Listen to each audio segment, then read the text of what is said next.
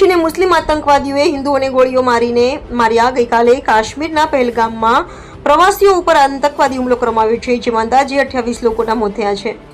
અનેક લોકો ઘાયલ થયા છે। જે લોકોના મોત થયા છે એમને શ્રદ્ધાંજલિ પાઠવીએ છીએ અને પરિવારજનોને આઘાત સહન કરવાની શક્તિ આપે એવી પ્રભુને પ્રાર્થના કરું છું, તેમજ ઘાયલ લોકો ઝડપથી સ્વસ્થ થાય એવી કામના। ગઈકાલે જે આતંકવાદી હુમલો થયો એમાં ધર્મ પૂછીને ગોળીઓ મારવામાં આવી છે। કાશ્મીરના પહેલગામમાં હજારોની સંખ્યામાં પ્રવાસીઓ પ્રવાસની મજા માણતા હતા। એ દરમિયાન પોલીસના ડ્રેસમાં આતંકવાદીઓ આવે છે અને ધર્મ પૂછીને ગોળીઓ મારવાની શરૂઆત કરે છે। પછી તો જે હિન્દુ દેખાય એમને ગોળીઓ મારી નાખ્યા। અનેક હિન્દુઓ ઘાયલ પણ થયા છે।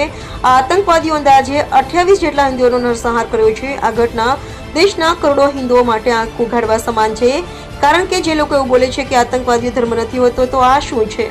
પહેલગામમાં સ્થાનિક દુકાનદારો અથવા તો અન્ય સમાજના લોકો હતા, એમને કેમ ગોળીઓ ન મારી અને માત્ર હિન્દુઓને જ મારવામાં આવ્યા? અને એમાં પણ પુરુષોને ગોળીઓ મારી નાખ્યા છે।